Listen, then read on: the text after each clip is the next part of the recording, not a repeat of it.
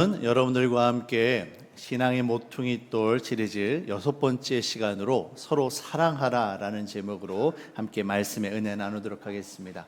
이 말씀을 나눌 때 주 예수 그리스도의 은혜와 평강이 저와 여러분 가운데 가득히 임하시기를 주의 이름으로 축원합니다.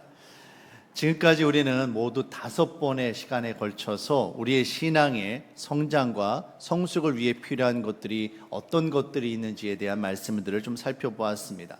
회개로부터 시작해서 지난주 성령 충만함까지 우리는 이 모든 것들을 말씀을 살펴보았지요. 여러분, 신앙은 믿음으로부터 시작이 되어집니다. 믿음은 나의 의지이며 나의 결단입니다. 내가 주 예수 그리스도를 믿는 거죠. 말씀을 듣고 이 말씀을 믿음으로 말미암아 나의 삶 가운데 주를 향한 어떤 순종과 헌신이 나타나기 마련입니다. 여러분, 회개, 세례, 말씀, 기도, 성령 충만 모두 다 마찬가지입니다. 말씀을 통해 내가 신앙의 진리를 깨닫습니다. 그런데 그것으로 끝나는 것이 아니라 내가 깨달은 그 진리 앞에 내가 믿음으로 반응하게 됩니다. 예수님을 내가 그냥 말씀으로만 듣는 것이 아니라 예수님에 대한 복음을 들었더니 내가 죄인이구나 라는 걸 깨닫게 되고 어떻게 되어집니까? 회개라는 믿음의 반응이 나타나는 거예요. 단순히 또 예수님 믿는 것으로 끝나는 것이 아니라 내가 교회 일원이 되어야겠구나, 함께 서로 세워가야겠구나 하는 것을 깨닫게 되어지고 세례받고 교회 일원이 되는 겁니다. 또 말씀 앞에 순종하는 것도 마찬가지입니다. 말씀을 읽는 것으로, 말씀을 아는 것으로 끝나는 것이 아니라 이 말씀을 깨닫고 이 말씀 앞에 순종해야 되는 거예요. 기도도 기도함으로 하나님의 음성을 듣고 하나님의 말씀을 깨닫습니다. 하나님의 뜻을 발견합니다. 그것으로 끝나는 것이 아니라 그 뜻이 나의 삶 가운데 이루어지길 위하여 기도하는 거죠. 여러분, 성령 충만이 무엇입니까? 지난주에 말씀을 나눴던 것처럼 성령님께서 우리에게 오셔서 우리로 하여금 주의 말씀을 깨닫게 하십니다. 그런데 그것으로 끝나는 것이 아니라 그것을 따라서 살도록 하신다는 거죠. 신앙은 이처럼 우리가 알고 깨닫는 것으로부터 시작이 되어져서 행동으로 나아가야만 하는 겁니다. 믿음으로 구원받고 행함으로 우리 믿음이 증거되어야만 합니다. 그래서 야고보 사도가 행함이 없는 믿음은 죽은 믿음이다라고 이야기했던 겁니다. 정말로 제대로 믿는다라면, 정말 예수 그리스도 십자가 복음을 깨달았다라면 그의 삶 가운데 행함이라는 열매가 자연스럽게 나타난다라는 거예요. 사랑하는 성도 여러분, 저와 여러분들이 우리 신앙이 단지 지식적인 단계에 머물러 있는 것이 아니라 행함으로 구체적으로 우리 믿음을 증거하는 단계까지 성장하고 성숙할 수 있기를 주의 이름으로 축원합니다. 지금까지 우리는 모두 5가지의 신앙에 대한 이야기를 살펴보았어요. 그런데 이 5가지는 어떻게 보면 어떤 깨달음, 영적인 삶에 대한 이야기였습니다. 이제 앞으로 5번의 시간이 남아있는데 이 5번의 주제는 행함에 대해서 더 여러분들과 구체적으로 좀 이야기를 하려고 합니다. 그 행함에 있어서 가장 첫 번째 주제가 바로 사랑입니다. 성경 전체를 볼 때 기독교 신앙에 있어서 이 특별히 행함에 있어서 가장 중요하게 여기는 것이 무엇일까요? 그것은 바로 사랑입니다. 우리가 보통 믿음을 이야기합니다. 믿음만큼 우리 신앙에 있어서 중요한 것은 없지요. 그런데 성경 전체를 보고 볼 때 이 믿음이라는 단어가 물론 그 문맥이라든지 어떤 표현이라든지 좀 다를 수는 있습니다만 약 250번 정도가 성경 전체에서 믿음이라는 단어가 표현이 나옵니다. 그런데 반면에 사랑이라는 표현, 사랑이라는 단어는 여러분 얼마나 나올까요? 성경 전체를 봤더니 약 780번 정도가 나온다고 합니다. 믿음이라는 표현보다 거의 3배가 많은 780번 정도 사랑이라는 표현이 쓰여지고 있다는 거예요. 이것을 통해서 우리는 성경이 얼마나 이 사랑을 귀하게 여기고 있는지, 중요하게 여기고 있는지 확신하게 되어집니다. 예수님은 이렇게 말씀하십니다. 요한복음 13장 34절에서 35절 말씀입니다. 새 계명을 너희에게 주노니 서로 사랑하라. 내가 너희를 사랑한 것 같이 너희도 서로 사랑하라. 너희가 서로 사랑하면 이로써 모든 사람이 너희가 내 제자인 줄 알리라. 예수님께서는 제자들, 믿는 자들, 저와 여러분들을 향하여 서로 사랑해라 라고 말씀을 하십니다. 그런데 여러분, 사랑하라고 말씀하시면서 이게 뭐라고 말씀하십니까? 새 계명이라고 그래요. 새 계명을 주노니 서로 사랑하라고 말씀하세요. 사랑하라는 계명은 사실 새로운 계명이 아닙니다. 사랑하라는 말씀 누가 모릅니까? 유대인들 같은 경우는 특별히 유대 랍비가 예수님께 와서 묻죠. 예수님, 율법에 있는 말씀 가운데 가장 중요한 말씀이 무엇입니까? 라고 했을 때 예수님이 하나님을 사랑하라, 내 이웃을 사랑해라. 이것이 모든 율법과 선지자의 강령 가운데 가장 으뜸이 되는 거다라는 말씀을 하십니다. 유대인들은 사랑이라는 말을 이미 다 알고 있어요. 그런데 그럼에도 불구하고 예수님께서는 서로 사랑해라 라고 말씀하시며 이것이 새로운 계명이다라고 말씀하십니다. 여러분, 왜 그럴까요? 왜 예수님께서는 이것이 새로운 계명이다라고 말씀하고 계실까요? 이것은 진정한 의미에 있어서 서로 사랑하는 것이 완성되지 않았기 때문에 그렇습니다. 예수님께서 저와 여러분들을 사랑하신 것처럼 당신의 모든 것을 내어주시고 그렇게 사랑해야 되는데 우리 인간들은 어떻습니까? 그냥 내가 편한 대로, 내가 마음에 드는 대로, 내가 좋아하는 것만 사랑하고 그렇게 진정한 의미의 사랑을 하지 못하고 있는 거예요. 그래서 그런 우리들을 향하여 예수님께서는 서로 사랑함으로 말미암아 너희가 나의 제자인 것을 보이고 그렇게 해서 새로운 계명을 완성하라라고 말씀하십니다.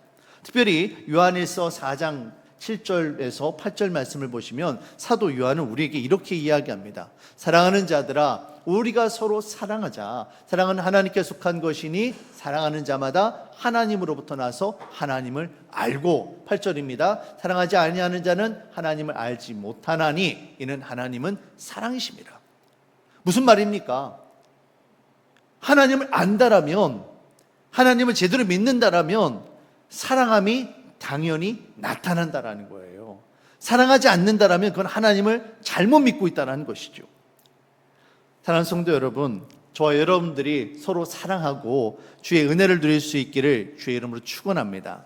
근데 중요한 것은요, 왜 예수님께서 서로 사랑하라라고 말씀하시느냐라는 거예요. 간혹 사랑에 대해 오해하는 분들이 계십니다. 목사님, 사랑하라는 말씀 참 좋은데 사랑 알만 해야 사랑하죠. 도대체 저 사람을 내가 어떻게 사랑합니까? 손뼉도 마주쳐야 소리가 난다고 상대방이 나를 받아주지 않는데, 나를 거절하는데, 나를 좋아하지 않는데 어떻게 내가 그 사람을 사랑할 수 있겠습니까? 물론 이렇게 말씀하시는 분들의 그 이야기가 모두 틀리는 것은 아닙니다. 상대방을 배려하지 않고 일방적인 사랑, 일방적으로 사랑한다고 말하는 것은 때로는 폭력이 될 수도 있습니다. 상대방을 해하는 일이 될 수가 있죠. 사랑은 분명 감정을 동반하는 일이고요. 심지어 어떤 심리학자들은 남녀가 만나서 서로 사랑에 빠지는데 3초면 가능하다라는 이야기도 합니다. 한마디로 한눈에 반한다라는 거죠. 그러나 그것은 사랑의 시작일 뿐입니다. 진정한 의미에서 사랑의 완성은 어떤 감정이나 선택이라기보다는 오히려 의지이고 실천이고 노력입니다. 특별히 서로 사랑하는 것이 그렇습니다. 성경은 일방적인 사랑을 이야기하지 않습니다. 말씀을 계속해서 보시면요, 그냥 사랑하라가 아니에요.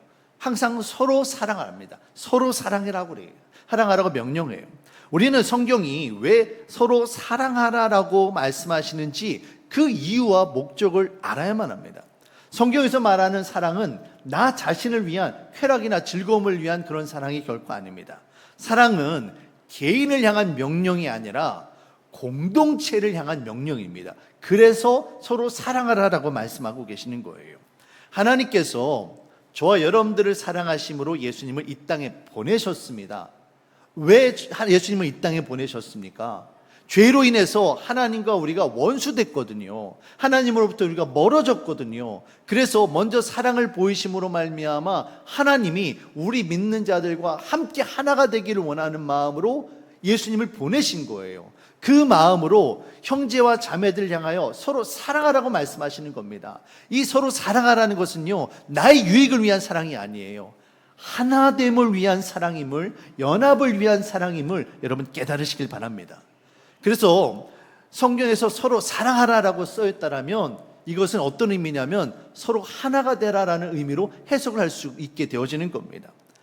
여기서 중요한 것은 우리 인간들을 향한 성부, 성자, 성령 삼위일체 하나님의 사랑이 부어졌는데 우리가 그 하나님을 사랑함으로 말미암아 하나님과 하나가 되어졌던 것처럼 우리가 형제 자매들을 사랑함으로 말미암아 주 안에서 하나가 되어야 된다는 겁니다. 요한복음 17장 21절에서 23절 말씀을 보시면 이 하나됨을 위한 사랑에 대하여 예수님께서 이렇게 말씀하십니다. 아버지여, 아버지께서 내 안에 내가 아버지 안에 있는 것 같이 그들도 다 하나가 되어 우리 안에 있게 하사 세상으로 아버지께서 나를 보내신 것을 믿게 하옵소서. 예수님께서는 우리 믿는 자들이 주 안에서 하나가 될 것을 기도하고 계십니다. 22절 내게 주신 영광을 내가 그들에게 주었사오니 이는 우리가 하나 된 것 같이 그들도 하나가 되게 하려 함이니라. 예수님의 뜻은 우리 교회가 하나가 되는 거예요. 23절입니다.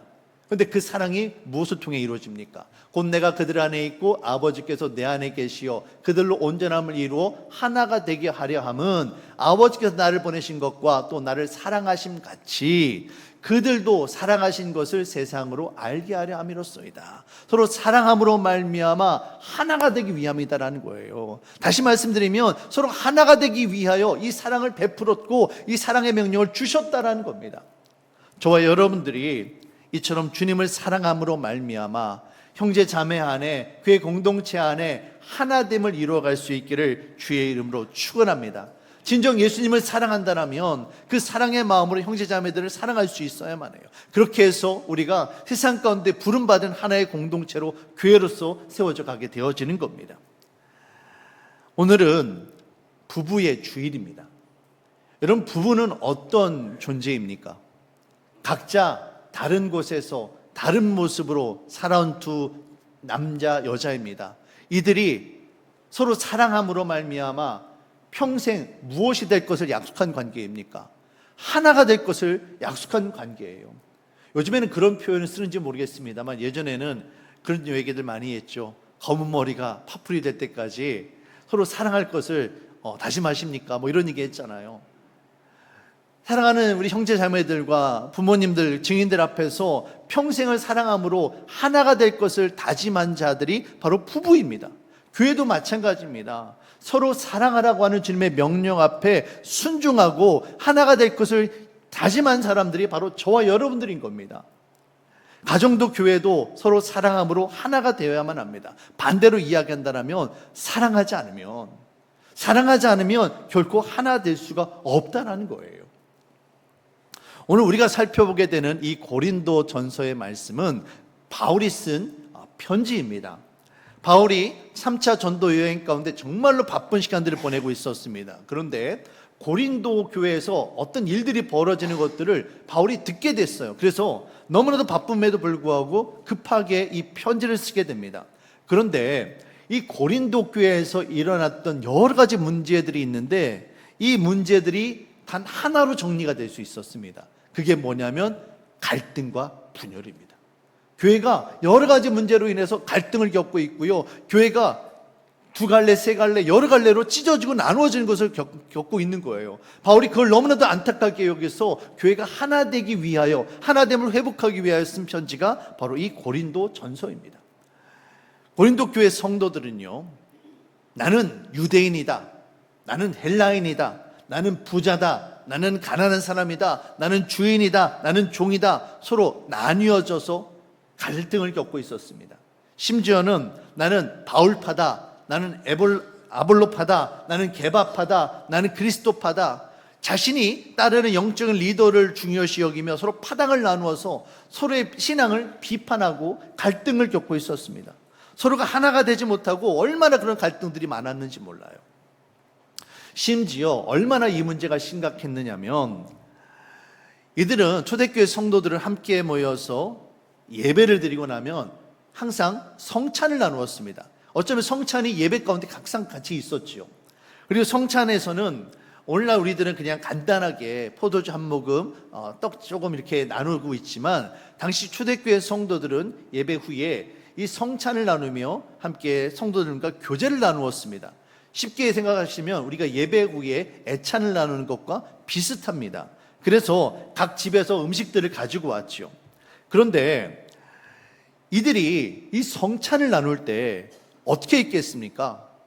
자기가 좋아하는 사람들끼리만, 같은 파끼리 사람들만 함께 모여서 성찬을 나누는 거예요. 교회가 하나가 되어져서, 여러분 성찬이란 게 뭡니까?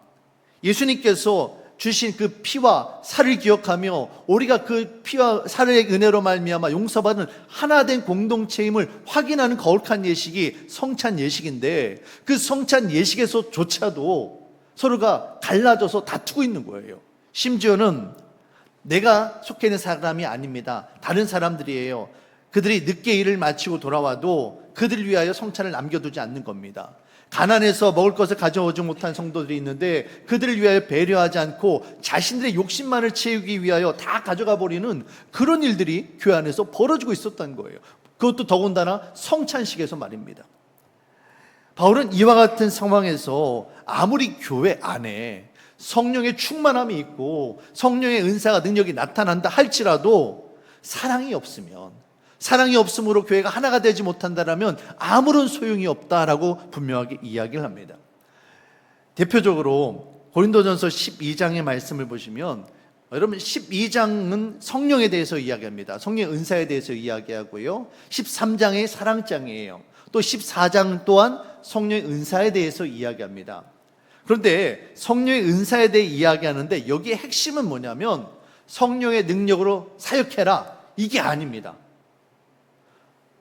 성령의 은사가 다양하지만 주 안에서 하나임을, 그 성령을 베푸신 이가 한 분이신 하나님이심을 잊지 말라는 거예요. 14장도 마찬가지입니다. 성령이 다양한 성령의 은사가 있는데 이것을 교회 질서 안에서 행하라는 거예요. 교회 질서 안에서 행하지 않고 각자 그냥 마음대로 행하면 교회 하나됨을 해할 수 있으니, 아무리 자신의 능력을 가지고 있고 은사를 가지고 있어도 교회 질서 안에서 하나됨을 힘써 지켜나가라는 겁니다. 대표적으로 고린도전서 12장 12절에서 13절 말씀을 보시면 바울은 이렇게 이야기합니다. 몸은 하나인데 많은 지체가 있고 몸의 지체가 많으나 한 몸인과 같이 그리스도도 그러하니라. 우리가 유대인이나 헬라인이나 종이나 자유인이나 다 한 성령으로 세례를 받아 한 몸이 되었고 또 한 성령을 마시게 하셨느니라. 주께서 우리에게 왜 성령을 주셨느냐? 주께서 왜 우리들을 믿음의 백성으로 불러주셨느냐? 하나가 되기 위함이라는 거예요. 그런데 왜 그 하나됨을 잊어버리고 왜 다투고 싸우고 있느냐라는 겁니다. 사랑하는 성도 여러분, 우리 교회가 이와 같은 어려움이 없길 바랍니다. 아무리 내가 믿음이 뛰어나다 할지라도, 아무리 내게 성령의 은사가 많이 나타난다 할지라도 그것이 그리스도 안에서 하나됨을 해야 한다면 그것은 결코 덕이 되지 않습니다. 오히려 교회를 해치는 시험거리가 될 수 있음을 여러분 깨달으시길 바랍니다. 제가 종종 그런 얘기 하지 않습니까? 우리 흔히, 솔직히 우리끼리만 이야기인데요, 우리 교회는 엘리베이터도 없어요. 주차장도 없습니다. 여러 가지 어떤 세상 사람들이 부러워하는 것들이 없어요. 심지어는 돈도 없어요. 그러나 그것으로 만족한 게 아니잖아요. 오히려 반대로요, 교회가 아무리 돈이 많아도요, 아무리 시설이 잘 돼 있었어도요, 교회가 하나 되지 못한다면 여러분 그게 뭐가 됩니까? 시험거리가 되는 거예요. 교회를 망치는 정말 사탄의 도구가 되고 마는 겁니다. 정말로 중요한 것은요, 우리 교회가 먼저 주 안에서 사랑으로 하나가 되어야만 합니다. 하나가 되어질 때 주께서 베풀어 주신 이 은혜들이 능력이 되어지고 이것이 시너지가 되어져서 하나님이 기쁘신 뜻을 이루는 것이지, 하나 되지 못했는데 아무리 그것이 더해진다면 무슨 소용이 있겠습니까? 사랑하는 성도 여러분, 먼저 그리스도 안에서 하나 되는 축복이 저와 여러분 안에 임하시기를 주의 이름으로 축원합니다.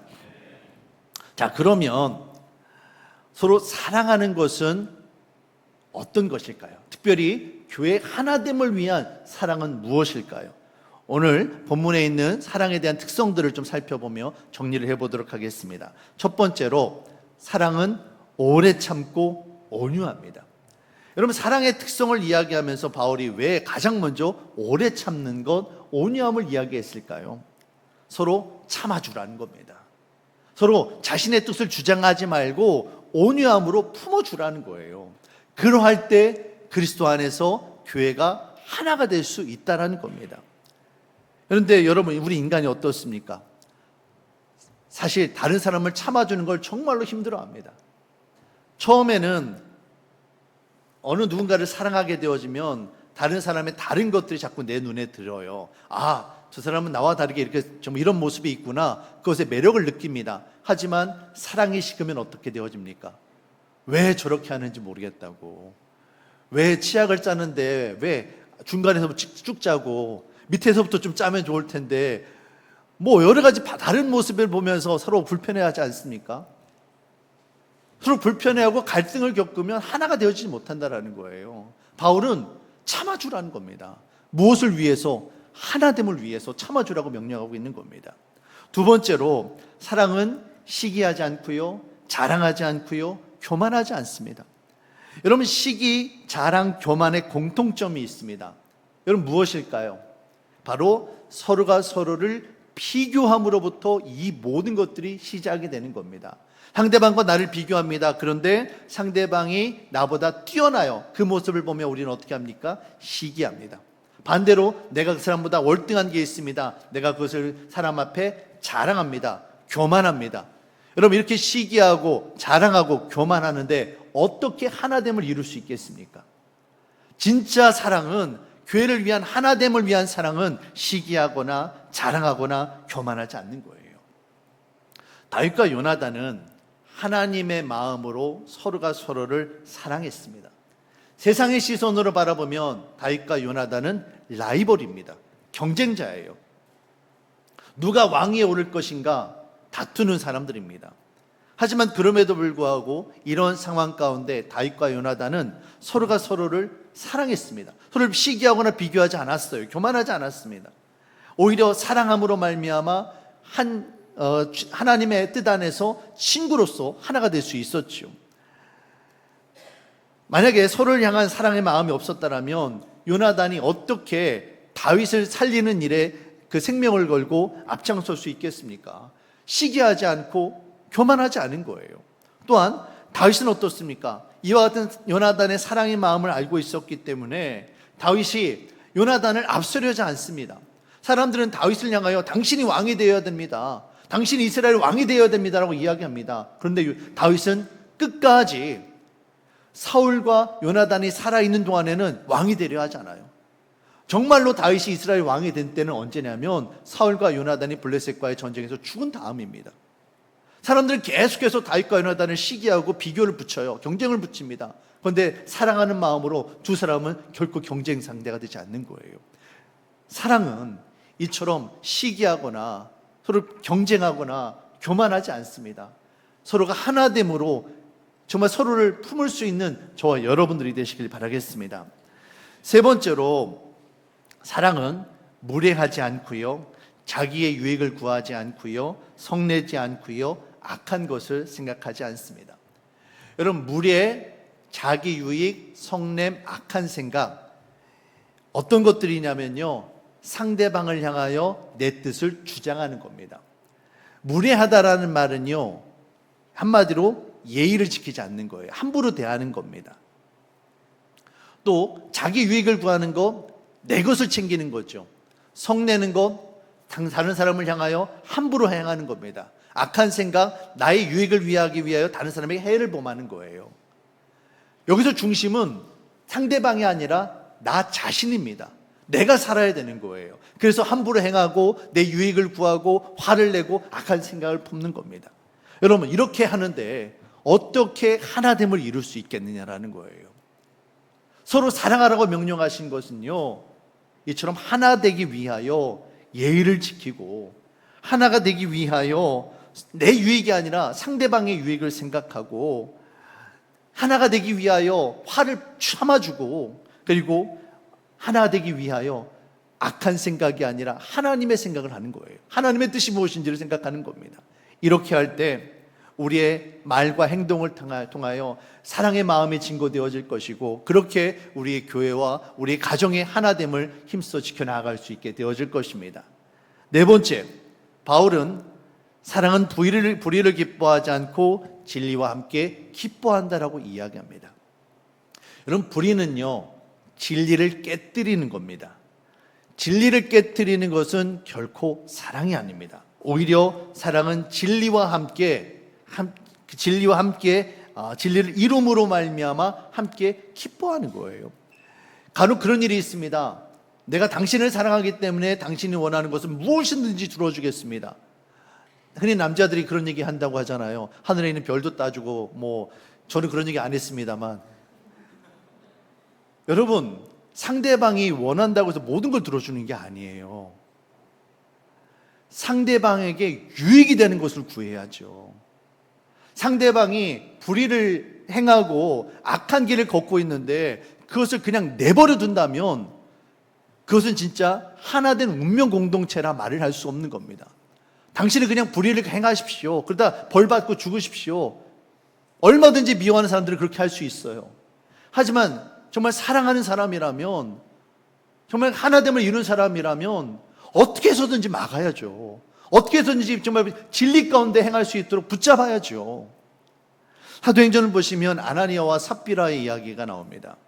그들은 처음에는 성령의 감동을 받아서 교회 안에 헌금을 하고자 하는 마음으로 자신의 재산을 팝니다. 그런데 어떤 마음이 들었는지 자꾸 마음이 변하지요. 그래서 이 재물을 판 것 가운데 일부를 숨깁니다. 일부만 교회에게 헌금을 합니다. 사도들에게 거짓말을 합니다. 거짓말을 하고 이 베드로를 통하여 하나님께서는 그들의 죄를 꾸짖으십니다. 결국 그 죄의 대가로 그들은 죽게 됩니다. 이들의 이야기를 보면서 안타까운 것은, 만약에 아나니아와 삽비라 두 사람 가운데 한 사람만이라도 여보 이거 아니지 않습니까? 우리가 하나님 앞에 온전히 드리고자 이 일을 시작했는데 우리의 마음이 왜 바뀌었습니까?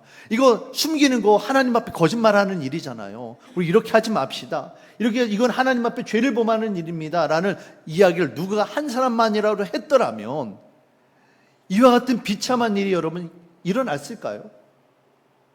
사랑은 혹여 불편할 수 있다 할지라도, 혹여 힘들 수 있다 할지라도 하나님께서 기뻐하시는 진리를 행하자고, 진리 가운데 거하자라고 나와 함께 그를 붙잡아주고 함께 거하는 것임을 여러분 잊지 마시길 바랍니다. 함께 이 길을 걸어가는 거예요. 내가 사랑하는 사람이 불의를 걸어가는데 함께 하는데 어떻게 그걸 그냥 내버려 둘 수 있겠어요? 진정 사랑 안에서 하나가 되길 원한다면 진리 가운데 기뻐하시는 저와 여러분들이 되시길 바라겠습니다. 마지막으로 바울은 사랑은 모든 것을 참으며 모든 것을 믿으며 모든 것을 바라며 모든 것을 견디는 일이다라고 이야기합니다. 여기서 포인트는 모든 것입니다. 모든 것은 제한을 두지 않는다라는 겁니다. 사랑은 불완전한 사람들이 만나서 하나가 되고 그렇게 완전함을 이루어가는 일입니다. 불완전한 사람들이 완전함을 이루기 위해 필요한 게 있어요. 여러분 그게 뭘까요? 참아주는 거고요. 시간입니다. 하나됨이라든지 완전함이라든지 이런 것들은요 결코 한순간에 이루어지지 않습니다. 오랜 시간이 필요해요. 어떤 때는 되는 것 같다가 다시 예전의 모습으로 돌아가고, 얼마든지 쉽게 무너질 수 있는 게 바로 우리 인간입니다. 그 모든 것들을 어떻게 하는 겁니까? 참아주는 거예요. 믿어주고요, 바라고요, 그걸 견디는 거예요. 예수님은 베드로를 믿어주셨습니다. 베드로의 원래 이름은 시몬입니다. 시몬이라는 이름은 갈대라는 뜻이에요. 베드로는 갈대라는 그의 이름처럼 그의 인생에 정말 갈팡질팡했습니다. 때로는 불같이 정말 화를 내고요, 때로는 정말 바닥 깊은 곳까지 그냥 떨어지는 그런 낙심하는 그런 사람이 바로 베드로였습니다. 그런데 그런 베드로를 예수님께서 어떻게 해주십니까? 참아주시고요, 믿어주시고요, 응원하시고요, 견뎌주십니다. 그리고 그의 이름을 반석이라는 의미로 베드로로 바꿔주시지 않습니까? 예수님을 배반한 그 베드로를 찾아가서 네가 나를 사랑하느냐라고 물으시며 주께서 허락하신 그 사명을 맡겨주시잖아요. 그럴 수 있었던 이유가 뭡니까? 베드로의 연약함을 알고 참아주시고 견뎌주시는 거예요. 그와 같은 주님의 사랑이 있었기 때문에 베드로가 초대교회 반석과 같은 인물로 성장할 수가 있었던 겁니다. 사랑하는 성도 여러분, 주님은 우리에게 서로 사랑하라고 명령하십니다. 이 사랑은 나의 유익을 위한 것이 아닙니다.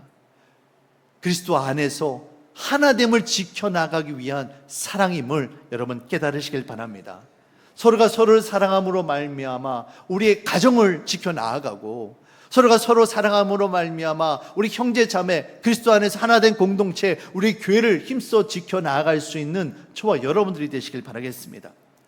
이처럼 서로 사랑함으로 말미암아 하나됨을 다짐하는 마음으로 에베소서 4장 2절에서 4절까지 말씀 우리 함께 읽고 오늘 말씀을 마무리하도록 하겠습니다. 같이 읽겠습니다. 모든 겸손과 온유로 하고 오래 참음으로 사랑 가운데서 서로 용납하고 평안에 매는 줄로 성령이 하나 되게 하신 것을 힘써 지키라. 몸이 하나요 성령도 한 분이시니 이와 같이 너희가 부르심의 한 소망 안에서 부르심을 받았느니라. 아멘. 모든 겸손과 온유로 하고 오래 참음으로 사랑 가운데 용납하고, 그렇게 성령님께서 평안에 매는 줄로 하나 되게 하신 것을 힘써 지키라고 말씀하고 계십니다. 사랑하는 성도 여러분, 서로 사랑함으로 말미암아 하나가 되어지는 저와 여러분들이 되시길 바라겠습니다. 여러분 성도님들의 가정마다 특별히 남편과 아내, 하나님께서 우리를 부부로 만들어 주셨습니다. 그 사랑으로 하나됨을 힘써 지켜 나아가고, 더 나아가서 형제 자매 안에 그리스도 안에서 한 형제 자매가 된 우리들이 정말 하나님 은혜 가운데 하나가 되어지고 함께 하나님 나라를 꿈꾸며 살아갈 수 있는 그런 축복이, 그런 은혜가 우리 가운데 임하길 원합니다. 서로 사랑하시기를 주의 이름으로 부탁드립니다. 기도하겠습니다. 사랑의 주님, 참으로 감사합니다. 주님은 먼저 우리에게 사랑을 보여주셨습니다. 그리고 우리들을 향하여 서로 사랑하라 라고 말씀하십니다. 우리가 서로 사랑할 때 그리스도 안에서 하나된 형제 자매가 될 수 있습니다. 하나님, 우리의 연약함으로 인하여 우리가 서로 갈등하고 분열할 때 그 자리에 주님 찾아와 주시고 그리스도의 사랑으로 품어주시고 하나가 될 수 있도록 인도하여 주시옵소서. 모든 것 주께 감사드리며 예수님의 이름으로 기도합니다. 아멘.